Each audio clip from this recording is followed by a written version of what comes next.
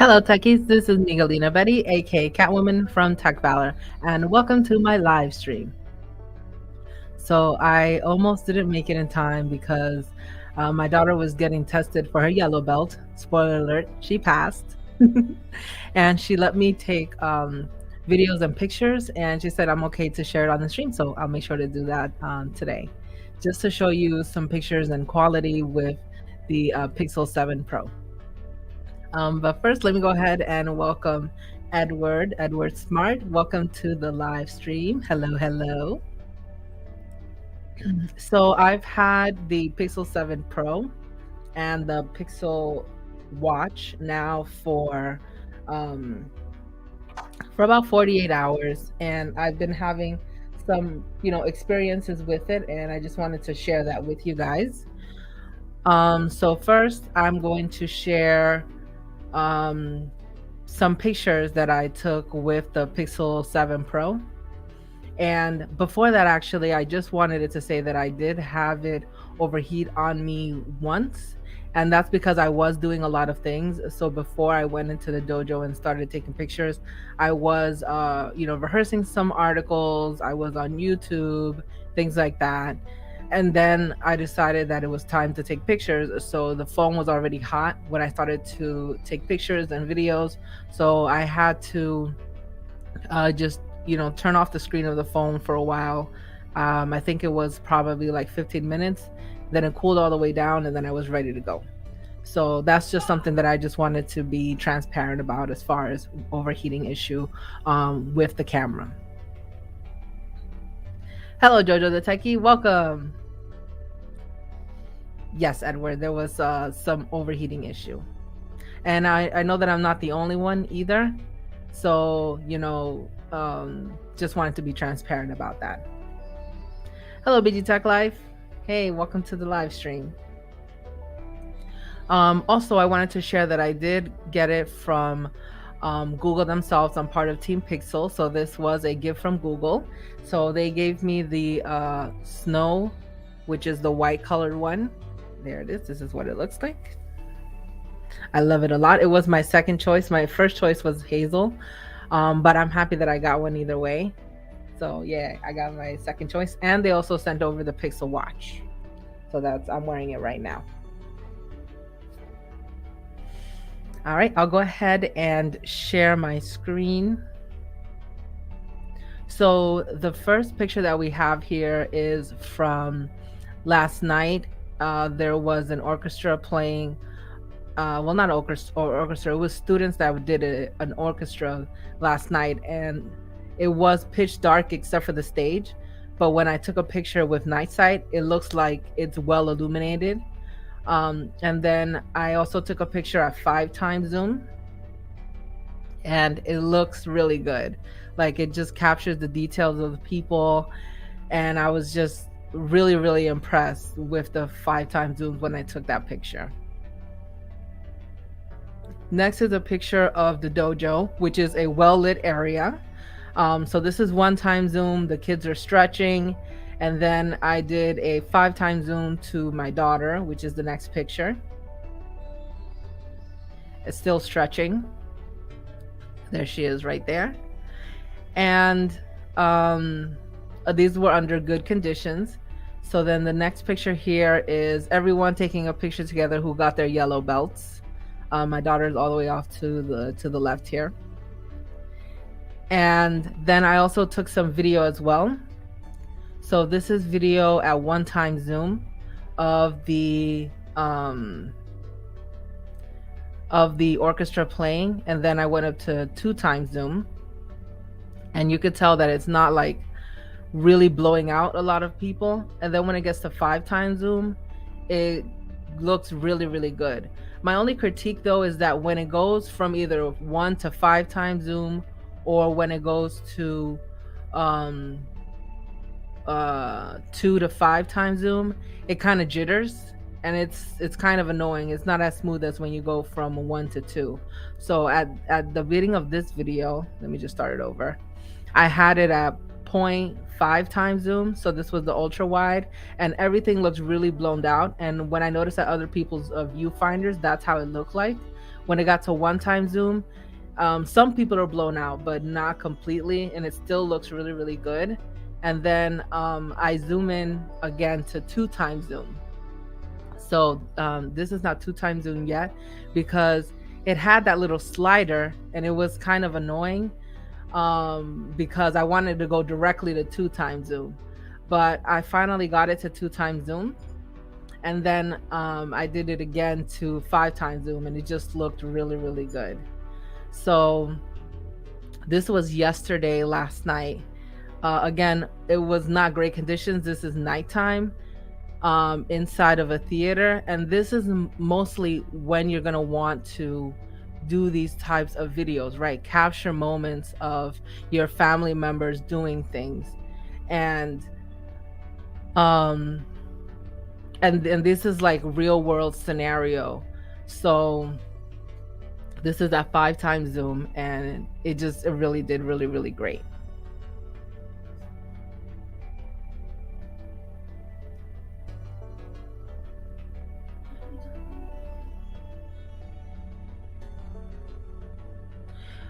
Sorry, that was my daughter. She was asking me where her phone was, but I don't know where it is. So again, this is 1 time zoom, and this is in the dojo. And as you can tell back there, my daughter's getting her butt kicked a little bit by the instructor with these jabbing motions. Or is it jabbing? I don't know what the technical terms is for this, but yeah.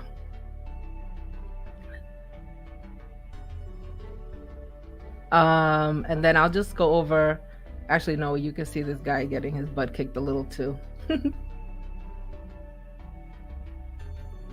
And this is all at 4K 60 frames per second. So that's how I've been recording.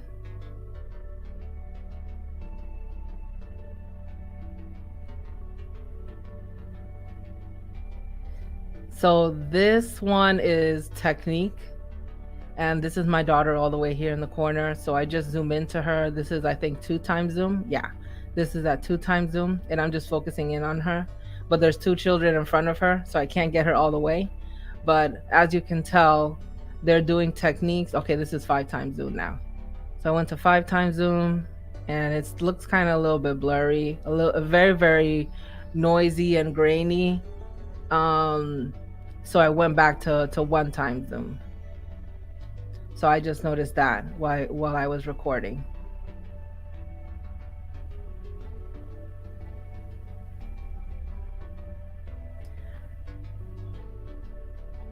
And right now they're just, talking about the different types of positions. Let me just forward it a little bit more so you guys can see a little bit more action. They're just learning the different types of stance. And it's funny, when I was actually watching them do this, it reminded me of The Last Avatar or The Legend of Korra. And it just brought me back to that and how the fighting was, where they used different types of karate. So yeah.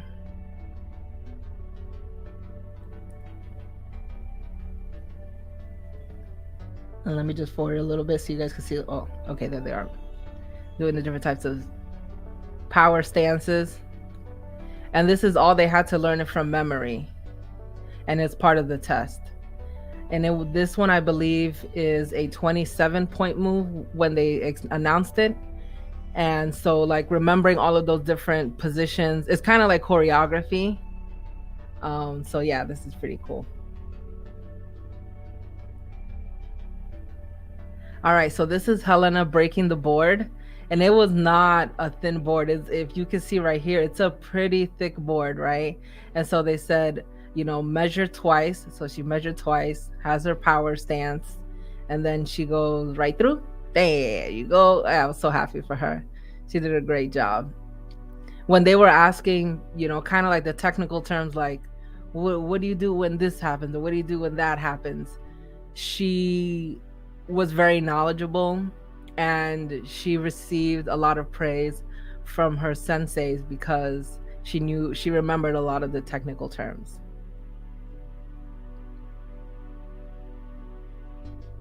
So I'll go ahead and stop sharing my screen. Those are all the things that I wanted to show you guys when it came with the Pixel 7 Pro's camera. Let me just see what you guys have to say in the chat. Hello, Easy Computer Solutions. Welcome. I saw your video today on the overheating issue. I did also have an overheating issue today as well. But it did come to pass, and I was able to get the memories that I needed. Hello, Gadget Goddess. Welcome.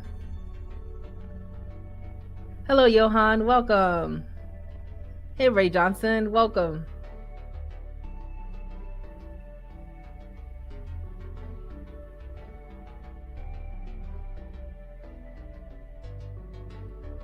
BG Tech Life says, keep recording them and post it. I'm going to use it for practice.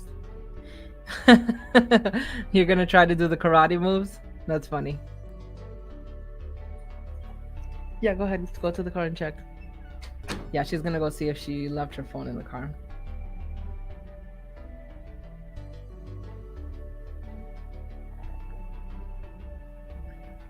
Edward said, probably takes a lot of concentration of breaking that board. Yeah, one of the things that they said about breaking the board is that your goal is not to hit the board, it's to hit the floor. So basically that was the concentration. You got to concentrate and make sure that you hit the board and you break through.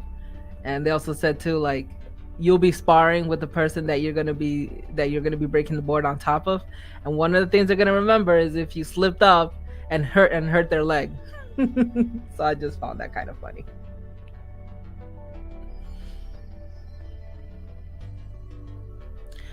So my experiences with the Pixel Watch, so it I had it yesterday, and I used it for 24 hours before I had to charge it. It got down to 15%, and then it took an hour and 10 minutes to charge from 15%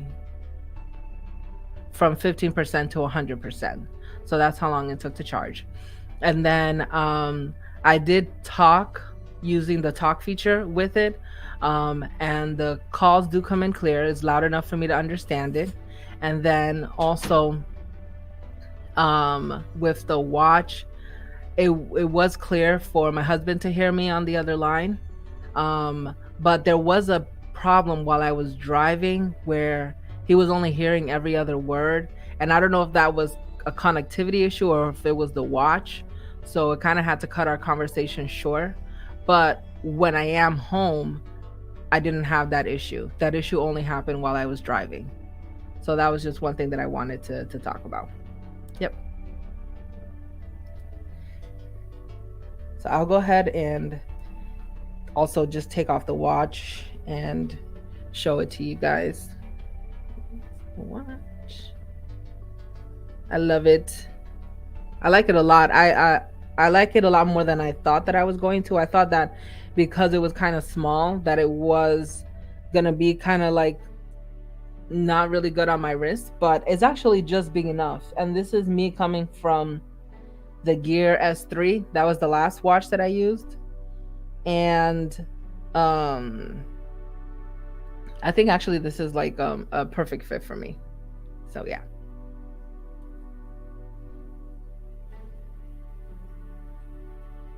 Now, I do also have some articles to share. So let me go ahead and pull that up.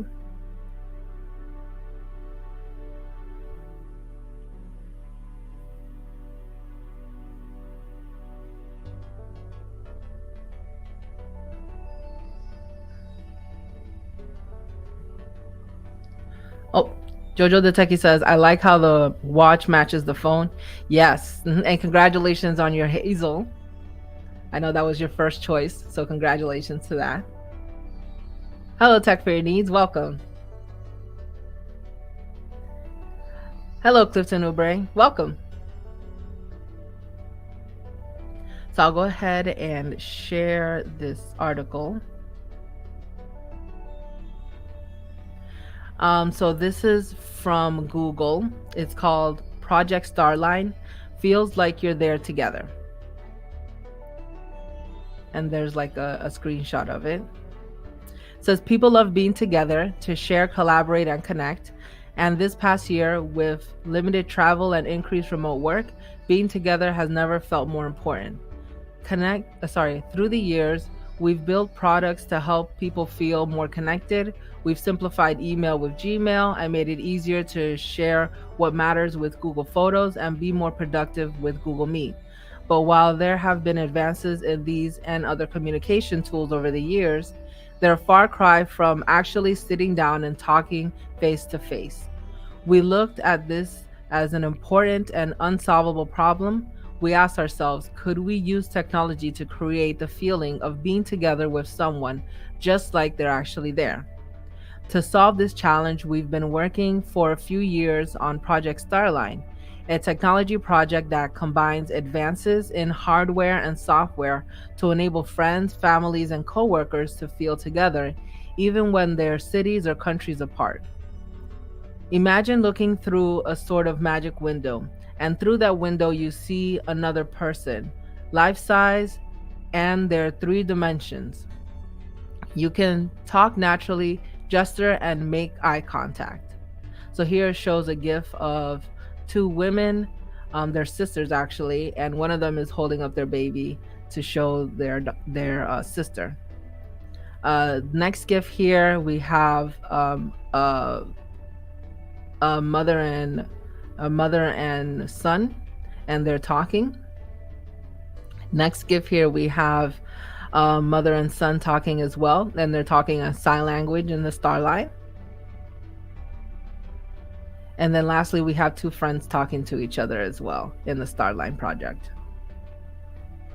So to make this experience possible, we are applying research in computer vision, machine learning, spatial audio, real-time compression. We've also developed a breakthrough light field display system that creates a sense of volume and depth that can be experienced without the need for additional glasses or headsets. The effect of this feeling of a person sitting just across from you, like they are right there. And so then it shows kind of like an animation here of how the 3D imaging does it live and how it uses colors to, basically create like a real tone type situation. And it looks kind of like 3D. So when you're looking at it, it feels like they're actually there. But, we know that they're actually not there. One of the things we're most proud of is that as soon as you sit down and start talking, the technology fades into the background and you can focus on what's most important, the person in front of you. Project Starline is currently available in just a few of our offices, and it relies on custom-built hardware and highly specialized equipment. We believe this is where person-to-person communication technology can and should go. And in time, our goal to make this technology more affordable and accessible, including bringing some of these technological advancements into our suite of communication products. And then it shows the image of a person using the Starline. And it looks like a more business type of conversation more than a casual one. To start that journey, we've spent thousands of hours testing Project Starline within Google as we connected colleagues between the Bay Area, New York, and Seattle. We've also been conducting demos with select enterprise partners in areas like healthcare and media to get early feedback on the technology and its applications. We're planning trial deployments with enterprise partners later this year. We're really excited about this progress we're making with the Project Starline and the technology's potential to solve the important problem of wanting to be together with someone even when you physically can't. We look forward to sharing more later on this year. And this article is actually from 2021. Let me see, specifically May 18, 2021. And there is actually an update this week, which I'll share. But I also wanted to say that there is a YouTube video, which I put the link in the description and the show notes so that you can check out the video, because it goes more in depth and it's really, really cool and just shows you how it works. So in the next article, This is from October 11, 2022, and there's an update. It says, today we're expanding our efforts through early access program with enterprise partners such as Salesforce, WeWork, T-Mobile, and Hackensack Meridian Health. Starting this year, we'll begin installing prototypes in select partner office for regular testing. And I kind of always thought that they would do this for commercial uh, commercial types of places first, because it is such an expensive equipment. It's not something that you could just casually have in your house. So they're starting to do this now commercially, and it's great because now people can have like boardroom meetings this way, have one-on-one, portfolio conversations, and it feels like the person is actually right there, and you're able to capture more of their facial features, and it feels more real, basically. And so it shows a picture here of two people talking, and this seems more like a coworker to coworker talking. And then in the next image, this person is actually showing a presentation to another one. So it looks like actually two executive peoples are having conversation and doing a presentation. Next, it shows a person, two people that looks like co-workers, and they do pottery. So they're showing off the project. And then this one is another commercial type of work, but I can't really point out, determine what type of conversation this is. But yeah, these are all just commercial examples, which is what they're doing right now. So it goes on to say, in today's digital first world, companies need to provide the technology and tools to help employees be more productive and effective at work. Andy White, SVP of Business Technology at Salesforce, tells us, at Salesforce, we're constantly exploring new ways to deliver incredible experiences to our employees and customers around the world. Project Starline has the potential to dive deeper connections between people by bridging in-person and virtual experiences. As we build the future hybrid to work together with our enterprise partners, we look forward to seeing how Project Starline can help employees form strong ties with one another. Doctors form meaningful bonds with their patients, and salespeople make deeper connections with their clients and customers. Whether you're presenting to a colleague or just sitting down for a coffee chat, we want the Project Starline experience to feel natural, as if the person is sitting in the same room as you. More broadly, we are eager to enable workforces to feel energized and productive when collaborating from afar. We look forward to sharing more about what we learned from our early access program next year. So yeah, this is pretty cool. What do you guys think about this?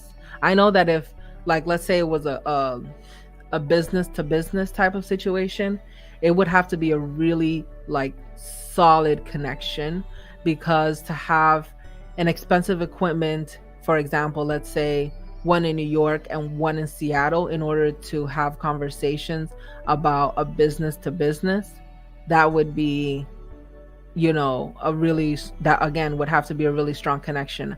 I wonder how T-Mobile is going to use it. I wonder if they're going to use it for the public, or if it's just only going to be for their offices to have conversations with colleagues, with each other. Now, as far as Hackensack Meridian Health, I wonder how they're going to use it with doctors and patients, like they said in this article.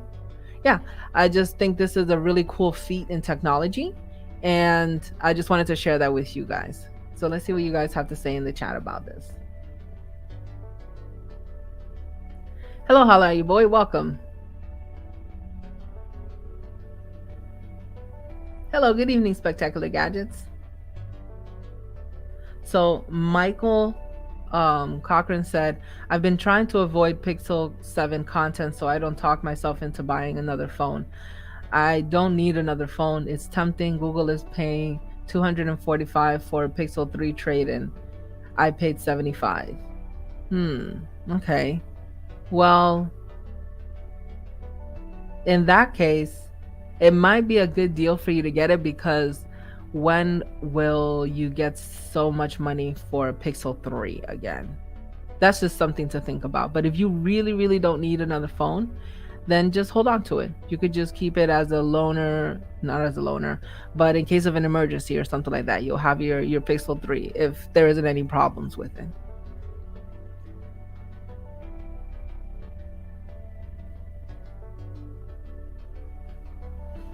Eric Drummond said, yes, sir. Catwoman get all the new Pixel gear in-house, meaning the coverage I've been waiting for is just around the corner. How you doing, ma'am? I'm late. I'm probably late. Let me be quiet. No, you're good, Eric. It's great. And get a seat back, y'all. Hey, y'all. Yeah, so I haven't put out a video yet on the Pixel content. I am going to most likely tomorrow, because I'll be done editing. I've just been really meticulous this time around with everything that I've been trying to cover, just trying to make sure that I'm really knowledgeable and providing the different types of content somebody would look for. So I've been kind of slow going. I've had it since Wednesday, but hopefully my video will be coming out tomorrow. Good evening, Big Mosley. Feeling well. Thank you so much.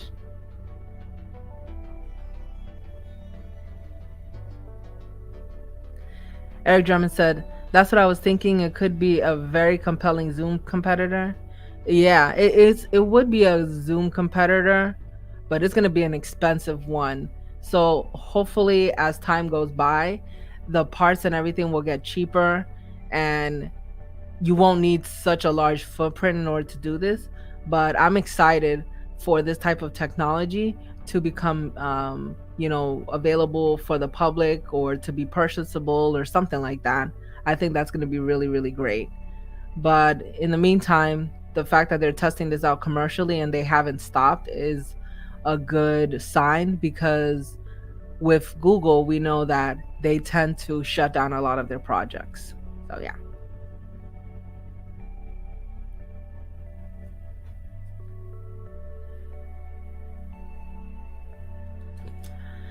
All right, let's move on to the next article here. It says Apple AR VR headset includes iris scanning biometrics to switch user accounts and authenticate payments. Apple's mixed reality headset is set to feature an iris scanning biometric feature, enabling capabilities similar to Face ID biometrics system and found in modem, iPhones, and iPads. According to a report from The Information, Iris ID would allow the user to authenticate payments without entering a password and would enable seamless user switching. Apple's augmented reality and virtual reality capable device has been in the works inside the company for many years, and finally expected to be unveiled to the public sometime in 2023. By taking advantage of integrated iris biometric sensors, the Apple headset would reportedly be able to detect who is wearing it by scanning their eyes as it's being put on, automatically log into the correct user account. The iris scanning technology will use the same cameras that will enable FOVIT rendering. This is a trick where the headset will continuously track where the user is looking to optimize performance. Areas of the scene outside of the user's focus will be dynamically rendered in low resolution. This should not be noticeable to the human using the product, though, as the area which they are directly looking at will be in sharp focus and highest quality. Today's information report says Apple's headset will look quite different to the just announced Meta Quest Pro in regards to physical design. The Quest Pros looks like a plastic visor, but the Apple headset will supposedly use mesh fabric, aluminum, and glass, making for more of a premium appearance. The information says Apple's headset will be will be significantly lighter than the Meta Need Facebook product. If a user needs glasses, Apple's headset will also allow prescription lenses to be magnetically attached inside of the headset.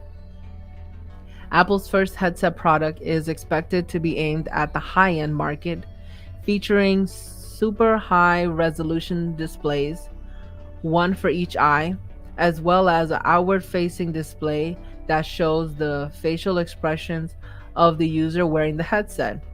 The headset reportedly packs in as many as a dozen cameras and will be powered by a chip similar to the M2 chip found in the latest generation MacBook Air. But all the features will come at a price. The rumor cost for the Apple headset is in the $2,000 to $3,000 range. In contrast to the Meta Quest Pro was announced this week at the price of $1,500. CEO Mark Zuckerberg has suggested they are just about breaking even on every unit sold. So, are you guys thinking about buying this Apple AR VR headset? I have the Quest. I don't use it. My daughters use it, but especially the price being between $2,000 to $3,000. That is not something that I would want to purchase. Also, thinking about using the iris technology and the fact that it'll create an account for each person that uses the visor. I kind of don't like that idea, not because of the iris technology, but let's say you have a friend that wants to use it for a little bit. Now you have to create an account just for that person. It's going to be tedious. That's just my thinking anyways. For example, my daughters, they had like a get together. They had their friends over. They were using the Quest, and they each took turns playing Five Nights at Freddy's.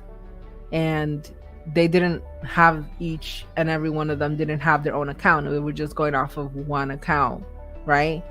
So that's just my thinking of it. But I guess for something that's $2,000 to $3,000, you probably wouldn't want to share it with someone else.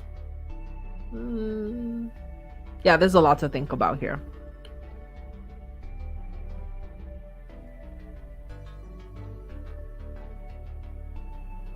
Hello, Perspective Gaming. Welcome. Charles said, Apple said, forget you broke folks. Yeah, basically. That's really expensive.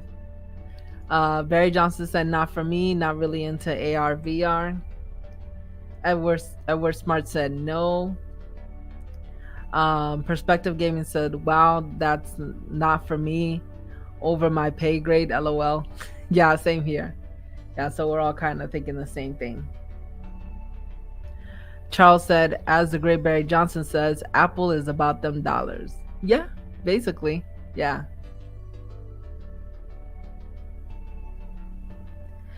Clifton said, the price is too high. Not into that. Just couldn't see me personally using something like that enough to justify the cost. Yeah. So I guess we're all kind of in a consensus of no thank you, this is too expensive, and not really into this type of stuff to begin with.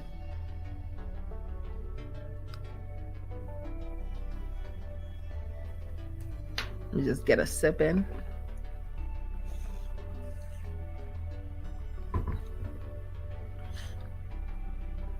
All right, next article. Sony releases its first over-the-counter hearing aids. They start at $1,000 and combine premium technology, easy of use, and comfort, Sony said. So this is what they look like. There's a picture of two different kinds that they have. So there's a picture of two different kinds that they have. It doesn't say at the bottom of each picture which one it is, but when you do search for it, you'll see which one is which. So the article says, earlier this summer, the US FDA greenlit the sale of over-the-counter hearing aids, and now we're seeing some from the largest audio companies in the world. Sony has announced their availability of the first over-the-counter hearing aids, the $1,000 CRE-C10 and the $1,300 CRE-E10, built in partnership with WS Audiology. The devices are built for daily use for those with mild to moderate hearing loss. They're controlled via Sony's hearing control app that guides users through setup and allows them to personalize settings like volume control. It also allows a self-fit that adjusts to appropriate predefined hearing profiles based on thousands of actual real-life audiogram results, Sony said. The CRE-C10 model offers a battery life of up to 70 hours of continuous use. Sony says they're one of the smallest over-the-counter hearing aids on the market, offering a discreet design that's virtually invisible when worn, and exceptional sound quality. It goes on sale this month for $1,000 at Amazon, Best Buy, and select hearing care professionals. Meanwhile, CRE-E10 has more of a earbud-like design powered by rechargeable batteries with up to 26 hours of life between charges. Is Bluetooth compatible as well, so users can connect to devices and listen to streamlined audio music. Though only on iOS, Sony says those will go on sale for $1,300 sometime this winter at Sony's website. Last year, Bose and Lexi unveiled their own over-the-counter hearing aids with the sound control lineup and launched the first B1 model for $900 a couple of days ago. Companies like Jabra have also leaped in, and last year Sennheiser sold its consumer audio business to the hearing aid specialist Sonova. While the prices are still not what you'd call cheap, they're far less than prescription hearing aids that can run $1,000 to $4,000 per ear, according to Consumer Reports. So yeah, Sony, put themselves in the race to, as one of the competitors to provide over-the-ear headphones. I didn't know that for one ear it can be up to $4,000 for one hearing aid. So it's good that they are providing over-the-counter ones. If I had to say which one's better just because of battery life, I would say the CRE-C10 has 70 hours of continuous use, so that one would be better. But I'm surprised that one is $1,000 and not the $1,300, and the one that only has 26 hours is $1,300. I was kind of confused by that, but this is what the report is saying. So yeah, I wish they showed a picture of what it looked like on the ear, not just in someone's hands. So to see how really discreet it is, especially since the image of the one that I'm seeing here has a little antenna. And though the antenna is clear, I don't know how that could be discreet. Yeah. Let's see what you guys have to say in the chat.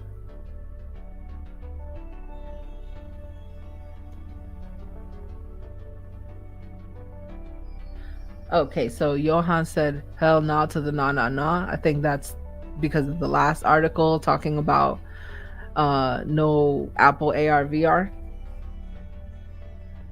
Hello, Jeff Hales. Welcome to the chat. Many blessings to you. Appreciate you coming on. I guess there really isn't a lot to be said about this. I guess the only time will tell. I wonder if insurance will also pay for these over-the-counter headphones, and it would save the consumer money as well. But I mean, 4,000. I mean, up to $4,000 per year. That's just really expensive. Yep.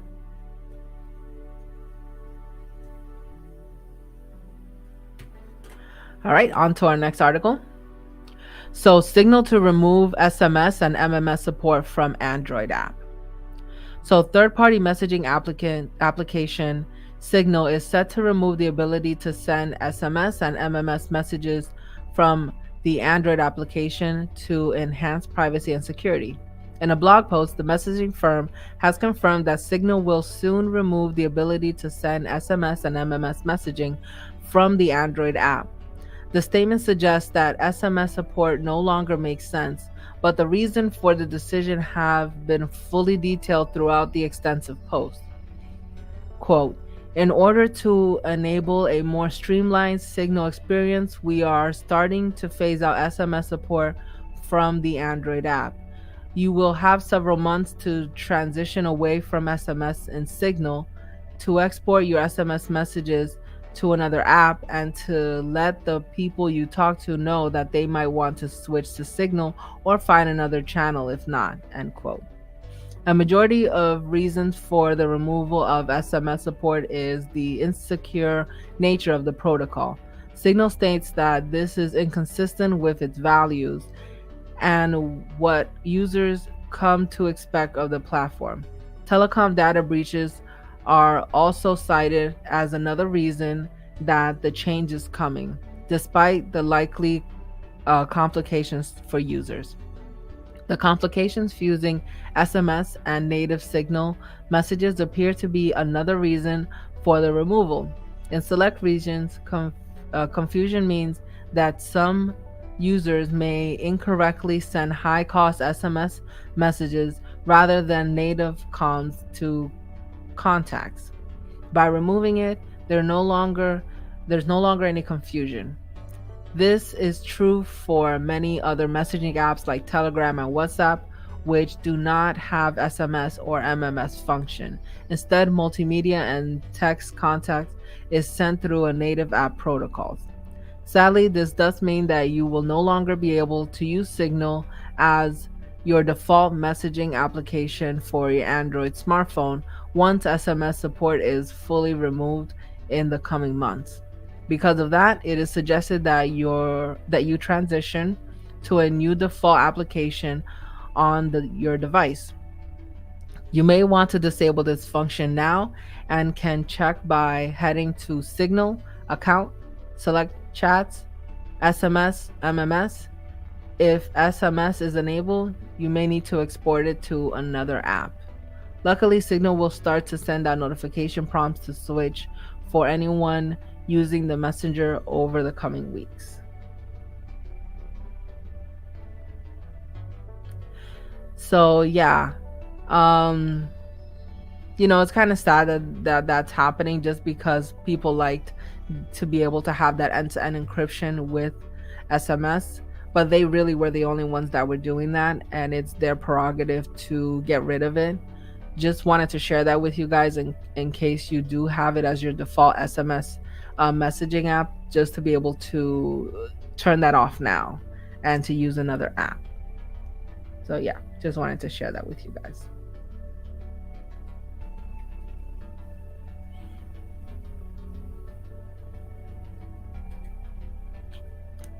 All right, and our last article, Twitter is working on an official Don't At Me feature.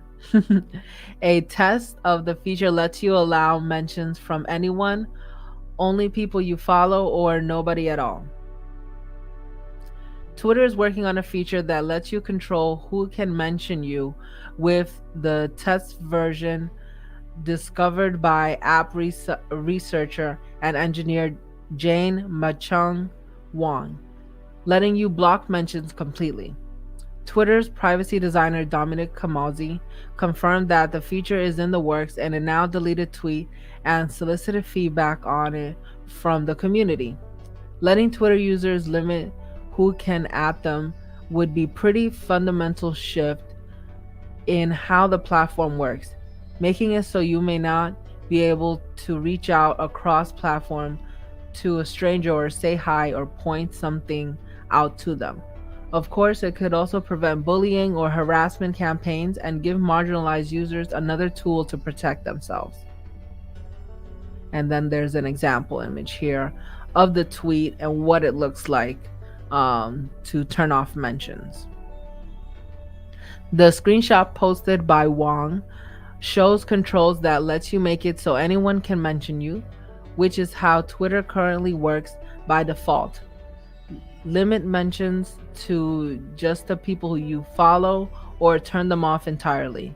This wouldn't be the first time Twitter is letting users narrow down the list of people who can interact with them on the platform.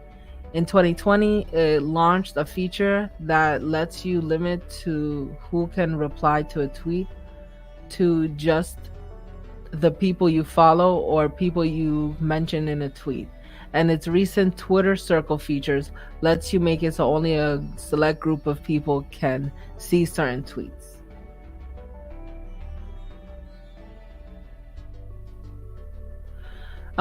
So my feeling about this is, yeah, this is kind of weird because the @ symbol is to be able to connect with people. I guess maybe if, like, let's say you're going through some kind of drama and people are adding you too much, you can turn that off temporarily and then turn it back on when the drama's over. But also in a way that's kind of just skirting responsibility and being able to know what true sentiments are. I don't know. I personally don't like this feature just because I think that there needs to be transparency with people's tweets, and being able to @ someone is part of that transparency. I wonder how you guys feel about it. That's just my sentiment. Johan says, I don't mind this add-on. I would love to know your take on it and why you don't mind this add-on. Jojo the Techie says, when they have Twitter, if you don't want people to @ you, exactly. Says, then why have Twitter if you don't want people to @ you? That, yeah, exactly. That doesn't make sense. Like, don't you want to have connections? Unless, you know, this is kind of like a king of the hill type situation where you're kind of untouchable or on your high horse. And yeah, I just feel like it's counterintuitive. El Jefe, hey, welcome. He said, exactly, Jojo. Thank you. Yeah, exactly. Yeah. Johan says, I see what you mean there. Yeah. You know, I know that with my points, maybe you're kind of agreeing with it, but I'd also would like to know your point of view as to how probably you would use this type of feature. Okay, let's see. You said more here. Johan continued and said, it's more of what you explained. Sometimes there's drama going on and you'll get all these ads, or you just have some random person that keeps commenting to you and you don't want to talk to him. Like, just have a break from Twitter. Probably. I think it's kind of like what you're meaning. So you're like I said, you're thinking about it more as like a temporary thing versus never being able to be added at. Okay, I can see it. I can understand. Johan said, yeah, you can block those individuals, but at the same time, being able to stop the @ to certain people, especially when it comes to corporations, I could see how that'd be a little bit helpful. Johan said, yeah, no, definitely temporary. Okay, all right, cool. Yep. All right. Yeah, thank you so much for sharing that, Johan. It's always good to have somebody else's perspective on things like that. Johan also said Google speech to text doesn't work. I feel you. Yeah. So these are all the articles that I had for today. I hope that you found them, you know, kind of useful and stuff like that. I do have about 10 more minutes. If you have any questions for me about the Pixel 7 Pro or the Pixel Watch, you can ask me right now. And as always, you don't got to go home, but you can't stay here, when this is over. Definitely head on over to Holla at Your Boy. He's going to be having a live stream in 10 minutes after I'm done with mine. And y'all will have a good old time.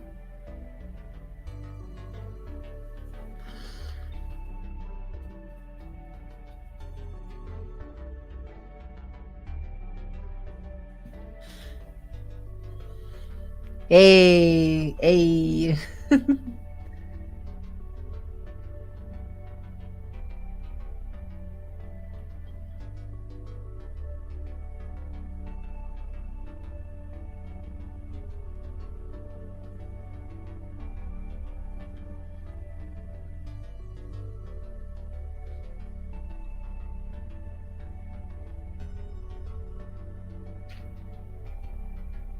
Edward said, I like your random cat facts. Yeah, that's my bot. Nightbot. He puts out random cat facts, I think every 15 minutes or something like that. It grabs it from another bot as well. Is random cat facts. I'm glad that you're entertained by them. How that your boy says, appreciate you, madam. Yeah, appreciate you too. Johan put the clapping emojis. El Jefe says, I gotta get my paws and sir all warmed up for the stream. Yes, you're gonna be using that a lot over at Holla at Your Boy stream. Yep, so I went ahead and shared the link so y'all can head on over there after this. So I'll go ahead and end it now since it doesn't look like you guys have any questions. Again, I do appreciate you guys, chilling with me and checking out what I have to say today and sharing my pictures and videos with the Pixel 7 Pro. And I'll catch you guys next Friday. You guys have a wonderful day. Bye.